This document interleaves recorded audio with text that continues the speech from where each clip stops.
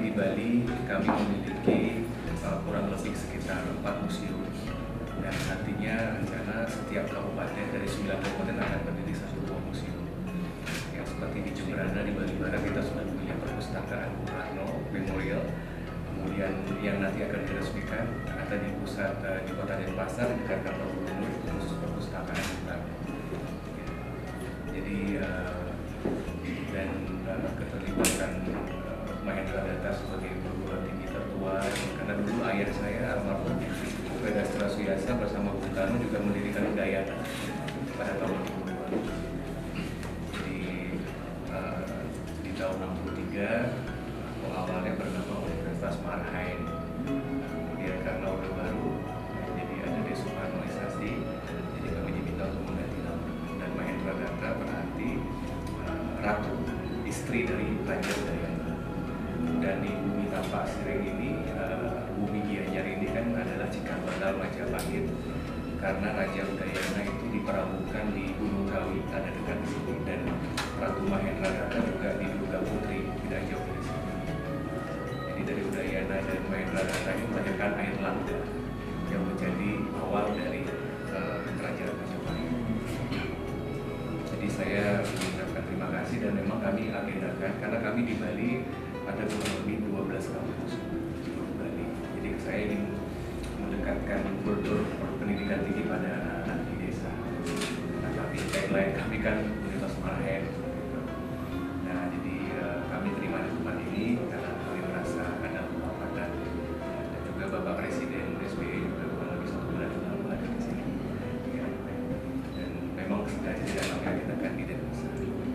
Mudah-mudahan agar ada satu inspirasi dari tanah Bung Karno. Jadi sebelum acara nanti kami izin menyerahkan penghargaan, dan mudah-mudahan dari acara ini ke depan ya tetap saja baik dari kementerian maupun dari tokohan Bapak Menteri juga bisa menginspirasi.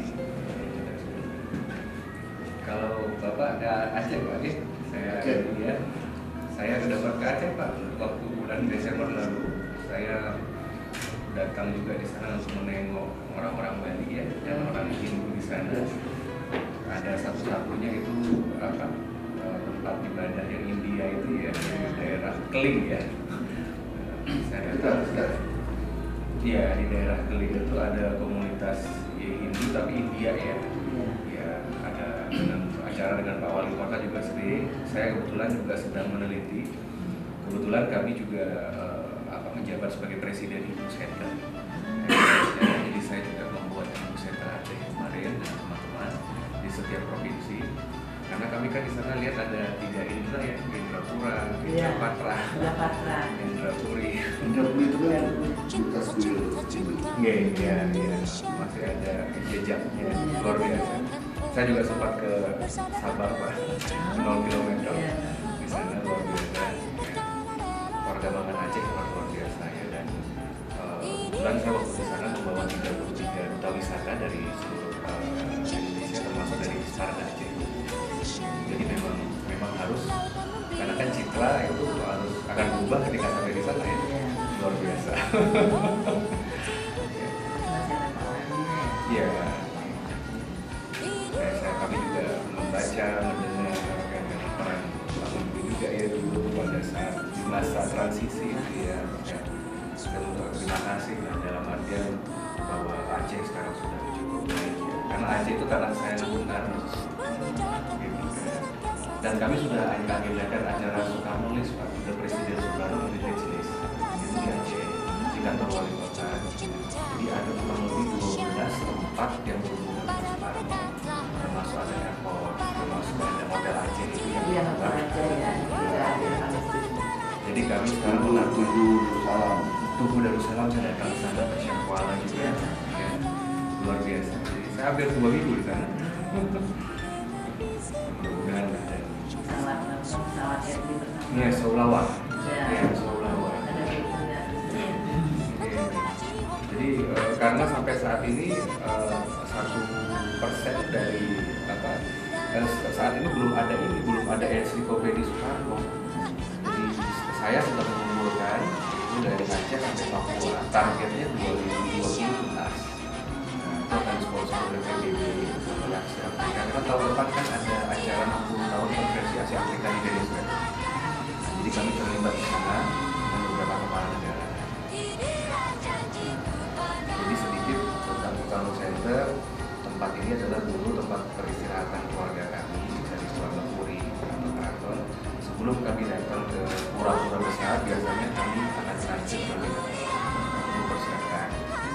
Tapi sejak tahun 2008, kebetulan saya dengan keluarga Bung Karno itu ditunjuk untuk menjadi pimpinan, untuk melanjutkan sejarah. Karena ayah saya berjuang dengan Bung Karno, kemudian saya sekarang beliau ditunjuk menjadi Presiden Soekarno Center, dan kami hibahkan dan sampai saat ini masih menjadi museum satu-satunya tentang Bung Karno di Indonesia.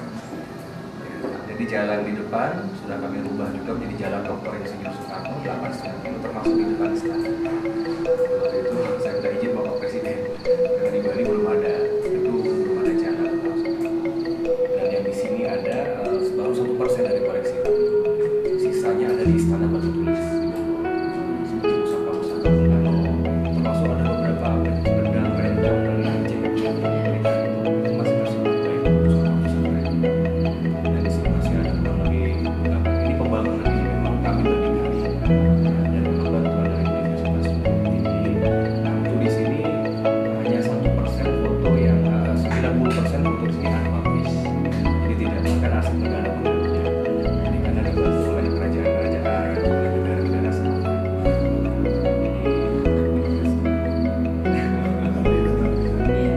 Saya ada dapat kembali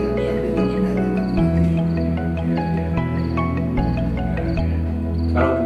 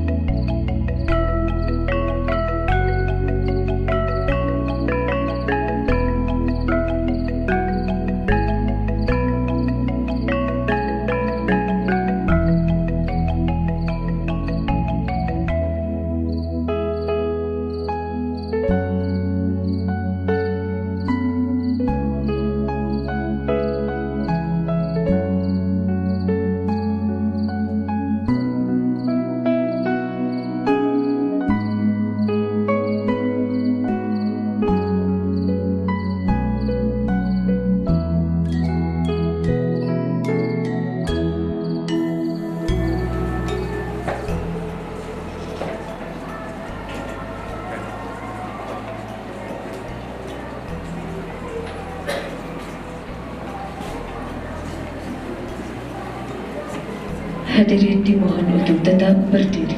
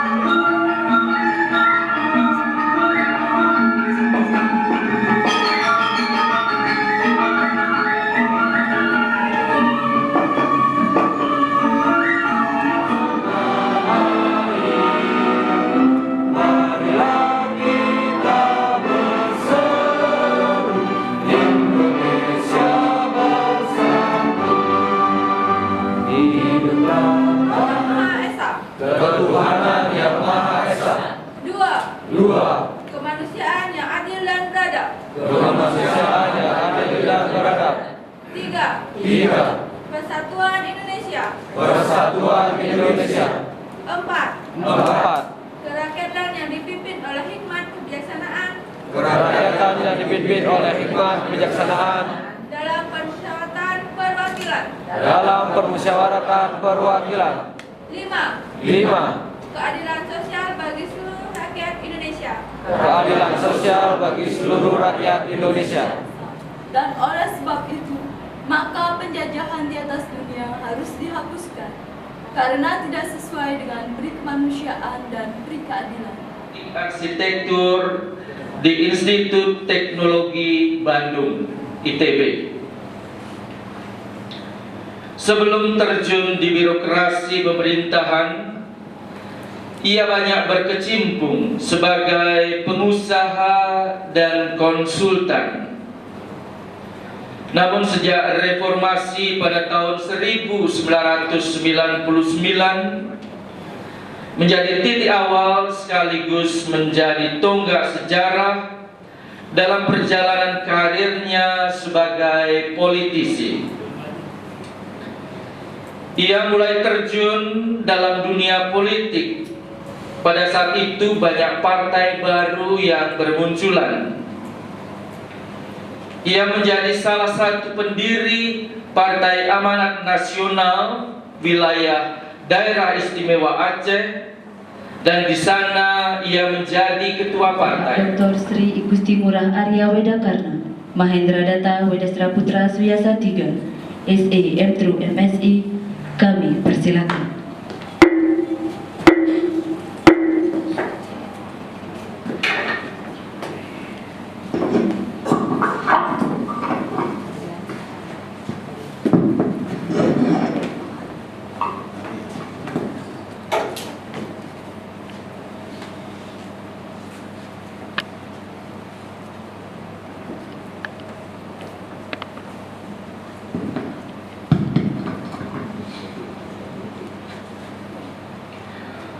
Saudara-saudara yang terhormat, Bapak Menteri Pemberdayaan Aparatur Negara Reformasi Birokrasi Republik Indonesia beserta Ibu yang kami hormati, Ibu Deputi Kementerian serta jajaran yang hadir, yang kami hormati para wakil rektor, para dekan fakultas-fakultas program studi pasca sarjana pemerintahan siswa, Dewan Perwakilan Mahasiswa yang hadir serta para undangan. Izinkan saya mengatur panganjali. Om Swastiastu. Assalamualaikum warahmatullahi wabarakatuh. Salam sejahtera, Shalom, Om Namo Buddhaya. Saudara-saudara, bertempat di Soekarno Center atau yang sering disebut sebagai Laboratorium Fakultas Ilmu Sosial Politik atau FISIP Universitas Mahendra Data. Pada hari ini, di hari yang baik ini, kita dari Senat Universitas Mahendra Data akan menganugerahkan sebuah penghargaan kepada salah satu profil dari tokoh nasional, dari birokrat, dari kabinet yang dianggap berprestasi, yang dianggap telah mampu memberikan sebuah inspirasi khususnya bagi kalangan akademisi. Jadi ada kesamaan antara Bapak Menteri dengan Bung, yaitu sama-sama merupakan lulusan Institut Teknologi Bandung. Tepuk tangan. Saya percaya lulusan ITB itu hebat-hebat, Pak. Termasuk dulu almarhum pendiri Mahendra Data pun adalah alumni dari ITB. Dan juga kemarin terima kasih. Kemarin juga Bapak Hatta Rajasa yang hadir merupakan alumni dari ITB, sehingga saya masih percaya bahwa atmosfer akademis itu sangat berpengaruh terhadap ke depan anak-anak bangsa kita dalam berkarir. Dan untuk itulah kami ingin memperkenalkan sedikit tentang profil dari Mahendra Data University. Perguruan tinggi ini bernama Universitas Marhain pada 63 dan satu-satunya perguruan tinggi yang didirikan atas restu dari Bung Karno setelah 1 tahun mendirikan Universitas Udayana. Jadi waktu itu Bung Karno memerintahkan pendiri dari universitas untuk mendirikan sebuah universitas, yaitu Marhain, yang berganti nama pada tahun 82 menjadi nama Mahendra Data. Dan untuk itulah PTS ini selama 32 tahun karena mengusung secara jelas panji-panji Soekarnoisme, Jadi selama 32 tahun perguruan tinggi ini, jadi ceritanya itu Bapak Menteri, sedikit sejarah. Waktu itu Presiden Soeharto mengutus Bapak Murdiono untuk datang ke Bali, yang rencananya untuk menutup kampus kami. Jadi ada 2 kampus yang akan ditutup karena mengusung nama Bung Karno, yaitu UBK Jakarta dan Mahendra Data atau Marhen. Kalau UBK Jakarta yang dipimpin oleh Ibu Rahmawati Soekarno Putri tidak mau berganti nama, akhirnya ditutup baru dibuka pada tahun 99 oleh Presiden Habibie. Kemudian tahun 2014 tentang penganugerahan medali Jubilium Emas Universitas Mahendra Data. Rektor Universitas Mahendra Data Bali menimbang bahwa untuk mengingat sejarah berdirinya perguruan tinggi swasta tertua di Bali dan Nusa Tenggara, yakni Universitas Mahendra Data atau Marhen, pada tanggal 17 Januari 1963 yang dicetuskan oleh proklamator dan Presiden pertama Republik Indonesia, almarhum Dr. Insinyur Soekarno, bersama-sama dengan almarhum Sri Wedastra Suryasa, sebagai wujud kepedulian Bapak bangsa Indonesia akan masa depan pendidikan tinggi.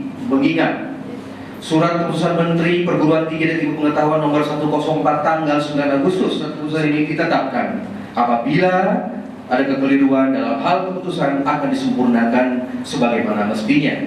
Ditetapkan di Bali pada tanggal 21 Juli 2014 dan ditetapkan atas nama Senat Universitas Mahendra Data, bertanda Rektor Mahendra Data. Dan untuk itu izinkan kami dan kita berikan aplaus kepada Bapak Menteri yang menerima medali Jubilium Universitas Mahendra Data. Matur suksma, terima kasih. Om Santi Santi Santi. Wassalamualaikum warahmatullahi wabarakatuh. Salam sejahtera. Kepada Rektor Universitas Mahendra Data Bali dimohonkan untuk tetap berada di depan. Acara dilanjutkan dengan seremonial penyerahan medali Jubilium Emas Universitas Mahendra Data Bali 2014 kepada Menteri Pendayagunaan Aparatur Negara dan Reformasi Birokrasi Republik Indonesia oleh Rektor Universitas Mahendra Data Bali. Untuk itu, kepada Menteri Pendayagunaan Aparatur Negara dan Reformasi Birokrasi Republik Indonesia, kami persilakan.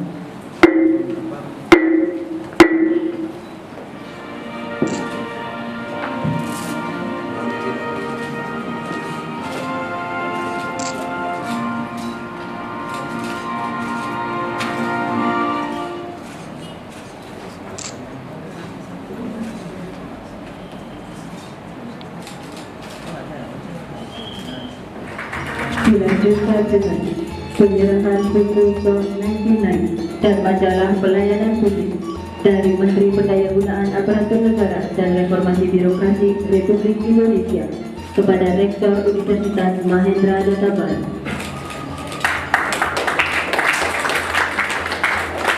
Dilanjutkan dengan penandatanganan prasasti 50 tahun emas Universitas Mahendra Data Bali oleh Menteri Pendayagunaan Aparatur Negara dan Reformasi Birokrasi.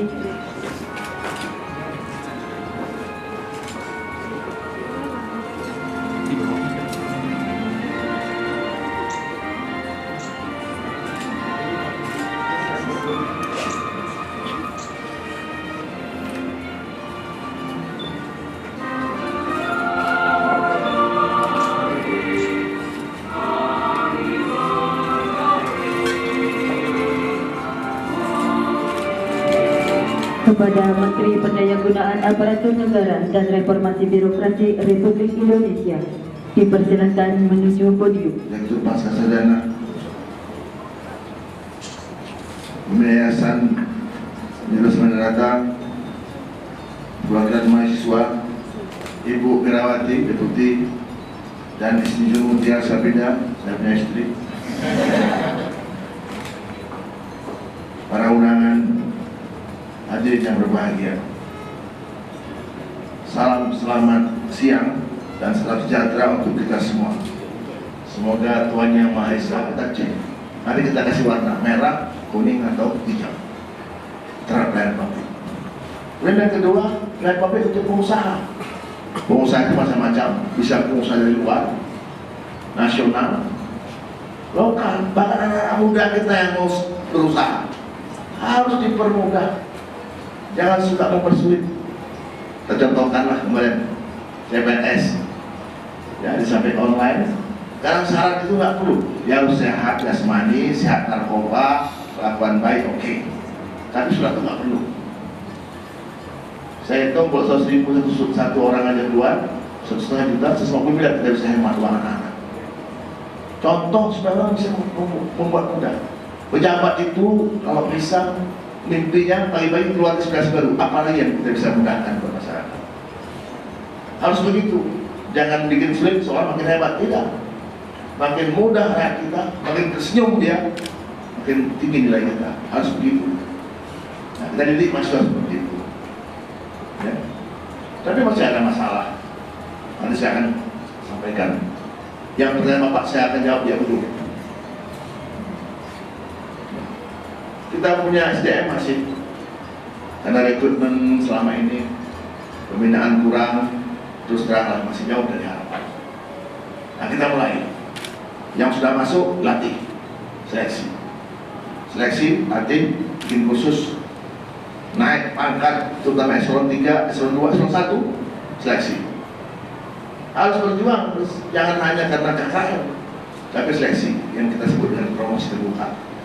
Alhamdulillah ada 30 daerah, terutama termasuk Pak Guntur Jokowi mempopulerkan itu. Itu soal edaran kita tahun 2012. Ibu Mela juga ini hasil daripada promosi terbuka. Beliau bukan orang Menpan di luar, tapi begitu mendaftar bagus masuk. Nah, ini pola-pola seperti ini untuk mencari generasi terbaik harus kita buat persaingan yang sehat. Nah, Ibu Mela ini orang Bali. Tidak ada karena orang Aceh tentunya harus orang Aceh jadi itu tidak ada. Karena Tuhan bilang begini, kalau kamu serahkan suatu pekerjaan kepada bukan ahlinya, maka tunggu kehancuran. Karena orang jadi ahli famili salah. Ahli fam, ahli yang faham, bukan ahli yang faham. Untuk cari ahli yang faham, kita pakai tim ahli. Jadi cari kita mudah pakai mudah. Bukan saya yang milik, bikin tim. Pak Sarono cuma aja. Saya pendek-pendek orang-orang hebat, bikin tim 7 orang buat pendaftaran. Sederhana sekali. Kalau saya pilih mungkin saya pening kasih sama ahli. Jadi terakhir tes terakhir sama saya, oke, dari rumah lagi langsung aja. Seperti itulah kita lakukan. Nggak usah berat-berat pikiran.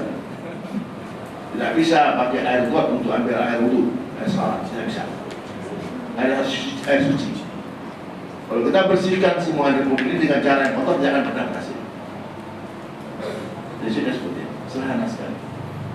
Harus tahan. Apalagi Menteri PAN ini poros politik negara dalam bidang aparatur, kedeputian. Itu kita 3 hal aparatur itu: kelembagaan, SDM, dan bisnis proses. Jadi ibarat roda itu kita setengahnya juga. Besinya nggak boleh tuang, besi asli, baja kelas 1. Jadi orang kerja di Menpan ini BKN tidak boleh ada sedikit pun main di situ. Harus baja itu, tidak ada campuran yang di luar yang dibutuhkan. Begitu kita bangun republik ini bisa berubah. Dan tes CPNS ini saya minta sama Presiden, dan siap di luar. Orang begitu banyak kita tolong, anak buah, teman, harus siap orang. Ada 2 manfaat kalau kita buat tes ini. Pertama, negara memperoleh putra-putri terbaik bangsa menjadi birokrat, terbaik dalam berbagai hal, kepribadiannya, kebangsaannya, dan intelektual. Yang ketiga, pemerintah memperoleh kepercayaan lagi dari masyarakat. Sekarang aja orang masih percaya sama calon. Makanya tahun ini Bapak kita bikin dia jati semuanya. Kalau masih percaya juga kebangetan. Wah, anak saya nggak lulus tahun lalu. Sekarang anak saya sudah nggak lulus, masih nggak percaya juga. Bukan salah di kita berarti. Kesalahan bukan di pusat, tapi Anda dari pusat. Jadi ini kira-kira. Jadi terjawab Pak yang pertama Pak. Jadi dengan cara seperti ini orang yakin nggak bisa berubah. Nah, tahap kedua nanti kalau dia mau berubah kan orang lihat semua nilainya. Real time kalau pakai CAT Pak. Di dalam tengah ujian di luar bisa lihat hasilnya. Oh udah, tapi ini eranya era persaingan.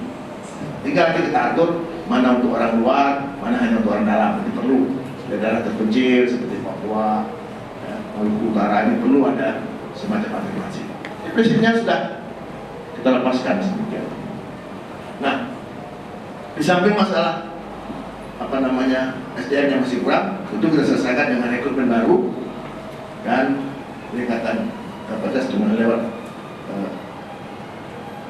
kursus atau semacam latihan pembinaan dan sebagainya. Hal kedua yang parah, kalau pelayanan publik ini Bu Mira, ini dengan ada undang-undang tentang pelayanan publik yang kita terbitkan tahun 2009, 2005, itu sudah ada standar. Intinya saya kasih garis besar aja, sebuah pelayanan publik itu mesti ada standarnya. Kalau izin, apa syarat-syaratnya untuk dapat izin? Berapa biayanya kalau ada biaya? Dan berapa lama dia? Jadi ada kepastian.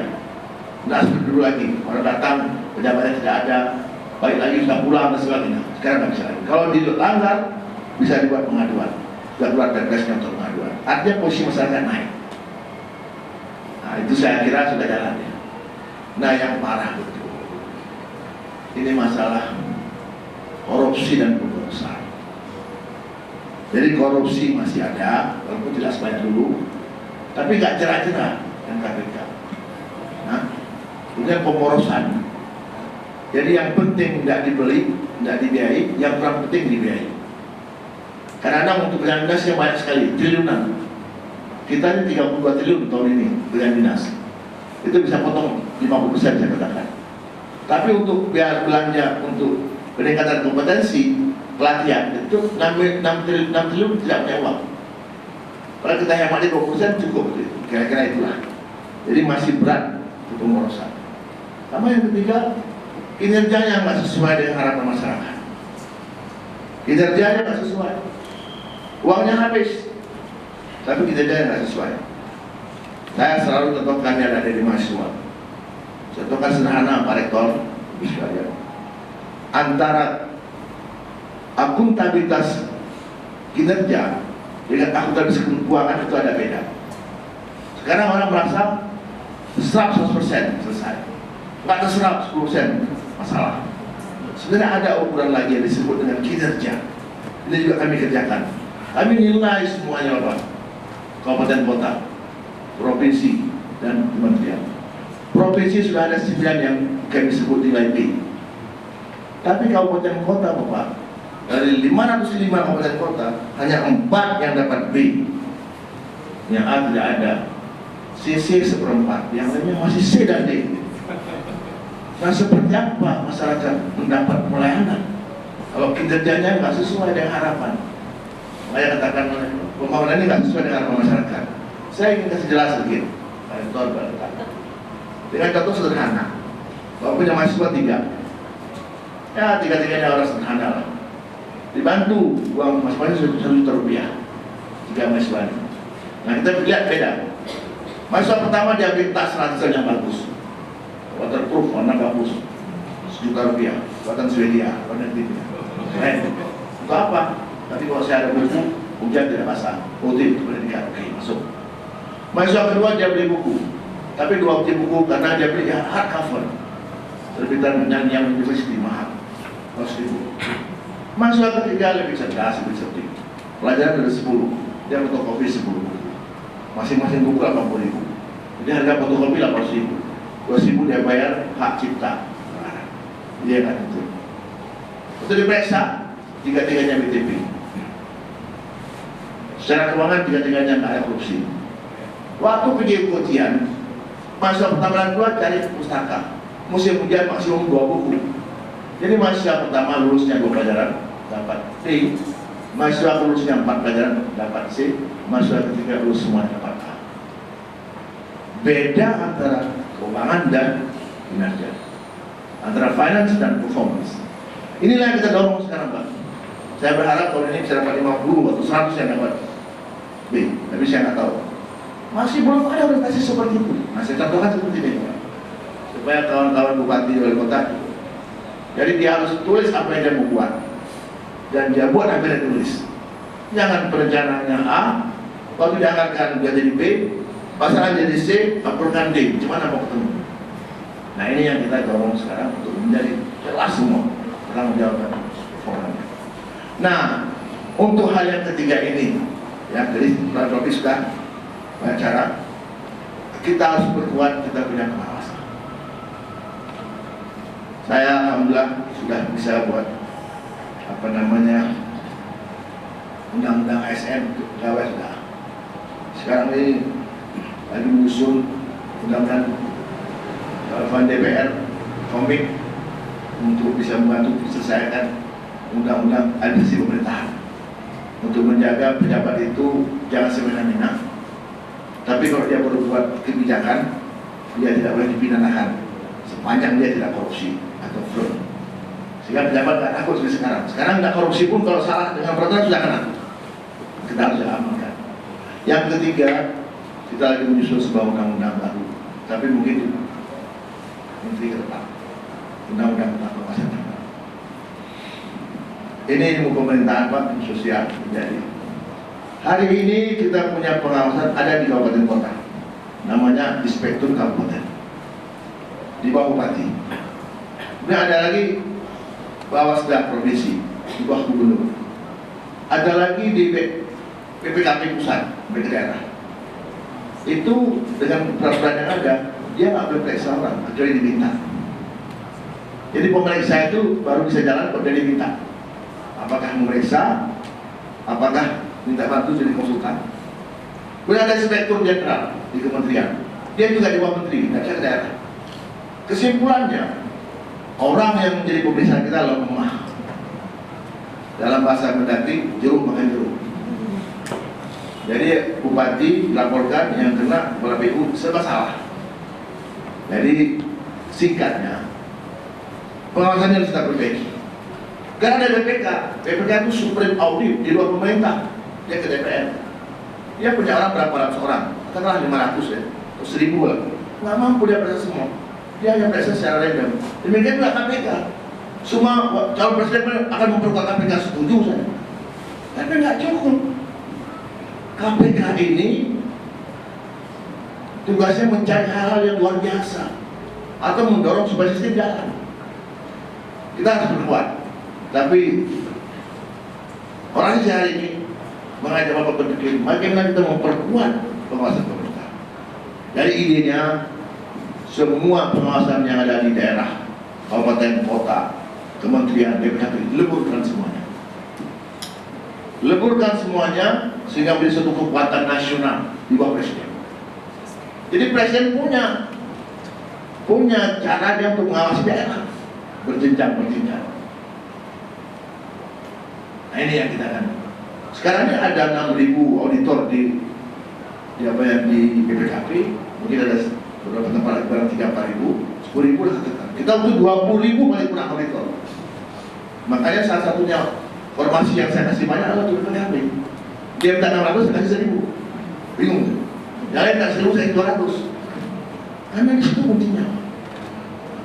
Jadi harapan kita auditor ini nanti dilepaskan, tidak di bupati. Jadi dia punya majikan dari pusat, taruh di situ auditor di kabupaten A. Dia lapor ke bupati. Dengan demikian dia lebih independen.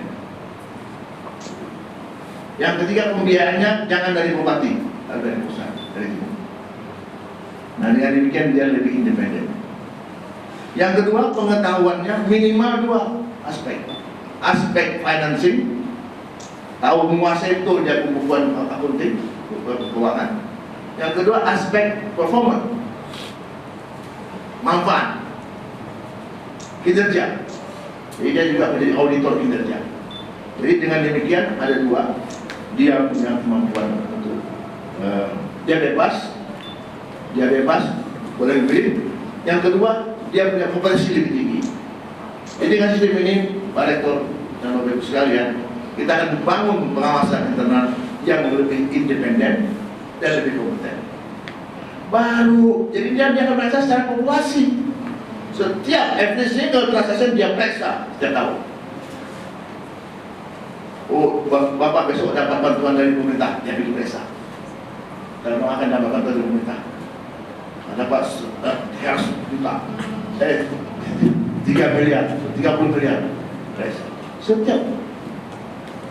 Nah, ini yang kita sebut dengan pakaian itu dipakai harian, cuci cukup pakai sabun atau tisu. Pakai sabun tisu, murah meriah. Kita coba pacak-pacak ada di ketiak atau di itu cukup. Tapi rendamnya jangan lama. Biasanya kalau mahasiswa laki-laki itu rendamnya 3 hari, sehingga bau ya. Jadi itu harus rendam, cuci sore. Nah inilah yang kita inginkan, murah ya, dan semua akan terjaga. Dan itu kan mudah kita periksa produk kotor. Nah apabila cucian tadi itu menghasilkan baju yang abu-abu, baju putih, nah itu boleh masuk BPK. Kenapa baju ini menjadi abu-abu? Atau ada bekas tinta, bekas aspal atau minyak berbekas ya, nah ini baru boleh BPK. Yang mereka secara random. Baik KPK juga bisa masuk. Jadi kombinasi antara internal auditor dengan eksternal auditor dan KPK ini yang kita perlu bina. Jadi di sana sudah cukup yang luar biasa saja yang diselesaikan. Nah, saya bahasa saya, kalau semua pakaian cuci pakai sabun dan tisu relatif tinggal sedikit yang kotor, sehingga bahan kimia dan pemutih cukup digunakan oleh BPK terhadap pakaian-pakaian yang tidak warna tidak cemerlang ataupun ada bintik-bintik kotor. Bayangkanlah kalau sekarang semua pakaian acak-acak semua pakai kimia, apa yang didapat? Paham, tidak merata, dan kain rusak. Jadi kesimpulannya ini, untuk mensukseskan pengurangan korupsi, memberantas korupsi, harus dibangun internal auditor yang kuat, ditambah dengan subjek audit yang makin kuat, dan KPK selektif melihat sistem yang didorong sampai dia juga ambil kasus-kasus besar. Inilah yang kalau kita sukses melaksanakan ini, kita bisa yakinkan, saya yakin negara ini akan berubah dalam cepat. Ini saya sudah sampaikan kepada Presiden setahun setengah lalu, saya sampaikan bicara Pak Menteri, Pak Presiden kita sudah begini, beliau diam saja. Saya katakan Pak Presiden, kalau boleh saya pakai metafora. Waktu saya SMP, saya dengar dan Rindam memberikan pengarahan kepada suatu pasukan yang mau ikut latihan infanteri. Saya SMP kelas 2, saya ingat kata kalian. Kalian latihan yang benar, sungguh-sungguh, dan menyangkut nyawa. Kalau kalian latihan yang benar, makin banyak keringat keluar pada saat latihan, makin sedikit darah tumpah pada saat pertempuran. Makin banyak kita selesaikan, kita temukan di dalam interaksi kita pemerintah, makin sedikit temuan oleh KPK atau Pak Presiden. Lanjut Pak Azwar. Nah inilah hari ini sekarang saya di samping soal reforma soal pelayanan publik, peningkatan kompetensi karyawan, tapi pemberantasan korupsi dan penyalahgunaan ini harus kita selesaikan lewat pembangunan yang kuat internal auditor untuk 2 hal, keuangan dan kinerja. Demikian. Kemudian Pak Rektor, di soal TPNS sudah sampaikan. Jabatan guru agama saya siap bantu. Untuk guru agama saya sudah ngomong sama Sekjen Kemenak oleh Pak Bersam, kita akan pikirkan, kita bantu sekarang. Itu di guru agama teman. Tapi untuk guru agama kita baru saja keluarkan kemarin K2. Apakah ada K2 guru agama Hindu lagi ditanya lagi. Nah sebenarnya untuk guru agama saya nggak kasih keluar lagi informasi untuk guru sekolah agama karena baru keluar 16.000 kemarin. Tapi sekali lagi kalau di dalam di Bali nggak ada data, kita berikan, saya kasih tambahan. Ya, karena sekolah agama ini tidak ditangani oleh bupati. Ya. Ini saya sampaikan juga satu lagi hal yang harus kita selesaikan. Selama ini kita rule base, berpikir kepada aturan. Harusnya bukan rule base saja. Ya kita tidak break the law, tapi kita juga berpikir kepada performance base. Targetnya apa? Ada satu undang-undang namanya Undang-Undang 32 yang mengatur bahwa pendidikan adalah urusan wajib dilaksanakan oleh daerah. Betul Pak? maka Menteri Pendidikan tidak bisa bangun sekolah karena itu urusan Pemda. Jadi Menteri Agama, Menteri Manuf berat. Kemudian satu lagi, Menteri Agama punya urusan 5. Salah satu dari 5 urusan agama urusan pusat. Sehingga bupati tidak bisa bantu sekolah Hindu, madrasah, sekolah dasar Hindu, atau kalau di sana di Aceh ada MIN, tidak bisa dibantu. Kena mereka karena itu jaraknya pusat. Bayangkan di depan kantor bupati ada madrasah yang mau jatuh atau sekolah Hindu yang mau jatuh, tidak bisa pakai uang negara di situ karena menyalahi. Gimana solusinya? Kita biarkan, tidak berubah dari ini. Kita selesaikan. Duduk saya dengan Pak Nuh dan Mendagri. Pak Mendagri keras. Kita nggak usah berubah lagi Pak, sudah kita delegasikan, betul delegasikan, tapi nggak cukup. Dan uang yang disebut uang pendidikan itu 330 triliun, besar sekali. Nah, kita cari sedikit saja, tidak berbanyak. Pendidikan adalah urusan wajib yang dilaksanakan oleh pemerintah pusat dan daerah. Itu bersama-sama. Nanti PP kita atur. Bapak pusat jangan lagi bicara proyek, tapi bersama-sama dengan daerah. Satu selesai. Nah, kemudian tambah lagi 2 kalimat lagi untuk Menteri Agama. Yang dimaksudkan pendidikan adalah pendidikan umum dan pendidikan agama. Sehingga pendidikan agama nanti bisa diurus oleh daerah. Tapi ini belum selesai Pak, Undang-Undang 32. Saya akan bicara sama Pak Besar untuk guru-guru SD. Nanti Pak kita titip lewat Pemda. Tapi saya jelas supaya cepat saya akan berikan lewat kemana. Kemudian sistem akreditasi ini juga hal yang saya sebut dengan manajemen yang harus kita hitung coveringnya. Saya katakan, Pak, kalau kita bikin manajemen filosof, ini ide saja. Ada akreditasi. Siapa laksanakan kita tidak ukur. Saya mau di sana pakai manajemen tukang cat karena saya arsitek. Tukang cat itu, kalau kita suruh, kalau manajemen filosof ini harus kita perbarui catnya, selesai. Catnya harus kita ganti, selesai. Tapi kalau tukang cat, Pak, yang mana mau dicat? Dalam apa luar? Luar dalam. Pakai cat apa? ICI. Berapa lapis? 3 lapis. Berapa lama? Sebelum upacara ngambil. Harus selesai dalam tempo 1 bulan. Selesai. Ada 4 hal. Maka si tukang cat yang tadi sekolahnya cuma SMP, dia hitung berapa luas. Kemudian dia kali 3. Dia langsung bisa tentukan sekian ratus kilogram atau sekian kaleng. Kemudian luasnya sekian. Tukangnya 10 orang, harganya sekian. Nah ini yang kurang dari Republik kita ini. Mestinya kalau kita punya 3.000 sekolah swasta, berapa tahun sekali kita? 3 tahun sekali, berarti setiap tahun 1.000. 1.000 itu ada orang yang mengevaluasi. Ini yang masih kurang. Nah, saya lagi bicara dengan kementerian terkait. Ya. Nah kebetulan yang bikin sistem ini bukan di kami Pak.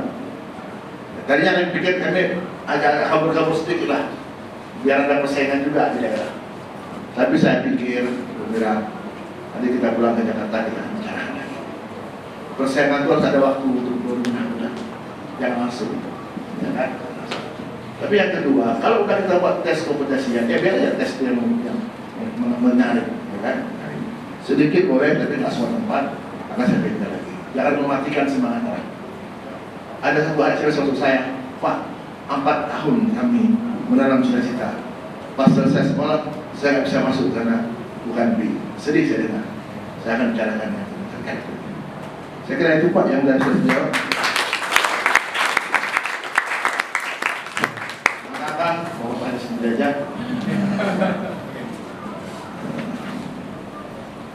Itu saja saya dapat sampaikan. Mudah-mudahan berkenan dan bermanfaat. Bapak dan bisa ditransfer ada di mahasiswa. Selamat berjaya, kita semuanya data. Saya yakin memang perlu ada universitas yang berpikir seperti ini, bicara level kemarin bahwa karena kemiskinan hanya bisa berubah dengan pendidikan. Tidak bisa dengan cara lain, bukan dengan bantuan langsung dengan pendidikan. Kita akan melihat Anda tetap akan menjadi center of inovasi. Terima kasih. Semoga Tuhan Yang Maha Esa memberikan perlindungan, dan memberikan kita jalan yang lurus. Terima kasih.